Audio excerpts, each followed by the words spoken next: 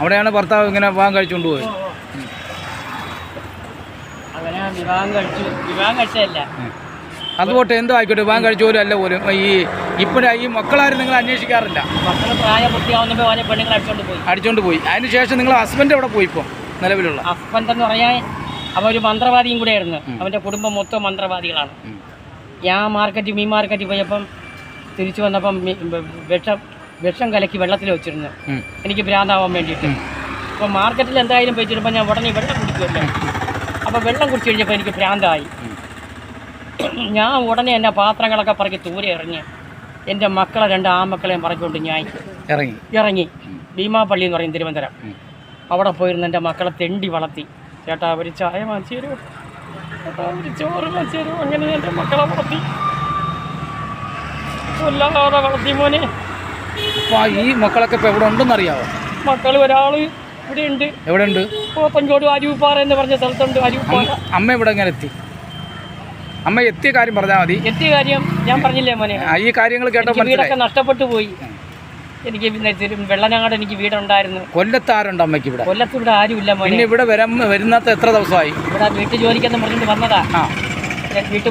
വീട്ടു ജോലിക്കെന്നും പറഞ്ഞിട്ട് വരുമ്പം എനിക്ക് അസുഖം ഉണ്ടാവും. എപ്പോഴെങ്കിലും ശ്വാസം മുടി നല്ല രീതിയിലാവണത് ആർക്കും ഇഷ്ടമല്ല. ഒരു സ്ത്രീകൾക്കും എന്നെ കണ്ടുകൂടാ ഞാൻ നല്ല രീതിയിൽ താമസിക്കുന്നത്. ലോകത്ത് ഒരു സ്ത്രീകൾക്കും എന്നെ ഇഷ്ടമല്ല. അതെന്താ അങ്ങനെ? അവരല്ലേ ജീവിക്കുന്നത്? ഞാൻ നല്ല ഡ്രസ്സിൽ നടന്നാലും എന്നെ ഇങ്ങനെ നോക്കും, ഞാൻ ഇങ്ങനെ നടന്നാലും നോക്കും.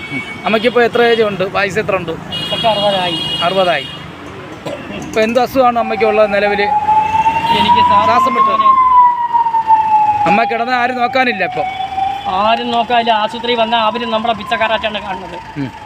ഇവിടെ കിടക്കാൻ പറ്റില്ല, ഒറ്റയ്ക്കേ ഉള്ളൂ. ഇഞ്ചക്ഷൻ എടുക്കാൻ പറ്റില്ല. ഇഞ്ചക്ഷൻ എടുത്താൽ ഉടനെ പറ്റുകൊള്ളാം കേട്ടാ. എന്നൊക്കെ അവരും പീഡനമാണ്. അവരും പീഡനമാണ്. ഒറ്റയ്ക്ക് പറഞ്ഞവരെ നോക്കില്ല. എന്നിട്ട് നമ്മൾ അവിടെ എങ്ങനെ ഇരിക്കണമെങ്കിൽ അവിടുത്തെ ഈ അടിച്ചു വരുന്ന സ്റ്റാഫുകൾ നിങ്ങൾ വല്ലതും കഴിച്ചോ, നിങ്ങൾക്ക് വണ്ടിക്കൂലിക്ക് പൈസ ഉണ്ടോ, അതൊന്നും ചോദിക്കില്ല. നമ്മളെ അഴുക്ക രീതിയിലാണ് അവന്മാർ നോട്ടം. അമ്മ ഇവിടെ വന്നിട്ട് എത്ര നാളായി? ഇന്നലെ ഞാൻ മോനെ 9 മണിക്ക് വന്നതാണ് രാവിലെ. ഇന്നലെയാണ് ഇവിടെ എത്തിയത്. പ്രിയപ്പെട്ടവരെ, അമ്മ തിരുവനന്തപുരം സ്വദേശിയാണ്. അപ്പോൾ തീർച്ചയായിട്ടും അമ്മ ഇന്നലെയാണ് ഇവിടെ എത്തിയത്. അമ്മ ഇത്രയും ഇന്നലെ വന്ന അമ്മ ഇന്ന് ഇവിടെ ഉണ്ടല്ലോ. അപ്പോൾ വണ്ടിക്കൂലിക്ക് പൈസ തരാൻ അവർക്ക് ചിലപ്പോൾ പക്ഷേ അറിയാൻ പറ്റാതായി പോവും. അമ്മയുടെ ദൈനിക അവസ്ഥ ഒരുപാട് പേരുണ്ടല്ലോ ഇങ്ങനെ നടക്കുന്നവർ, പല രീതിയിൽ കൂടെയും പറയുന്നത്. അപ്പോൾ അതുകൊണ്ടൊക്കെ ആയിരിക്കാം ചിലപ്പോൾ അവർ ആരും അമ്മയെ സഹായിക്കാഞ്ഞത്. അമ്മ വണ്ടിക്കൂലി ഇല്ലാത്തതുകൊണ്ടാണ് ഇവിടെ നിൽക്കുന്നത്. ഒരു പട്ടിയെ കണ്ട് അറിഞ്ഞൂടെ അത് പട്ടിയാണെന്ന് അറിഞ്ഞൂടെ? ഒരു രോഗിയെ കണ്ട അറിഞ്ഞൂടെ രോഗിയാണെന്ന് അറിഞ്ഞൂടെ? തീർച്ചയായിട്ടും പറഞ്ഞാലേ അറിയാവാ. ഒരു മനുഷ്യനെ കണ്ട സാർ ഇന്നലെ വരെ നല്ല വേട്ടത്തിൽ കിടന്ന് സാർ ഇന്ന് വികൃത വേട്ടത്തിൽ കിടക്കുമ്പം നമ്മൾ പറയും അവൻ ഭ്രാന്തനാണെന്ന് പറഞ്ഞാൽ അത് ശരിയാവും. അമ്മയുടെ പേരെന്തുവാ? എൻ്റെ പേര് സ്കൂളിലെ പേര് പണ്ട് വസന്തകുമാരിയായിരുന്നു.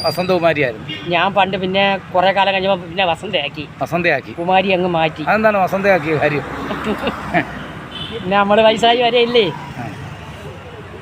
അങ്ങനെ എൻ്റെ പേര് വസന്തയാക്കി. എൻ്റെ 2 പൊന്നു മക്കളെന്നെ പൊന്നുവരെ നോക്കുമായിരുന്നു. ഒരേ പെണ്ണുങ്ങളെ കെട്ടിയതിന് ശേഷം അവർക്ക് ഭ്രാന്തായി.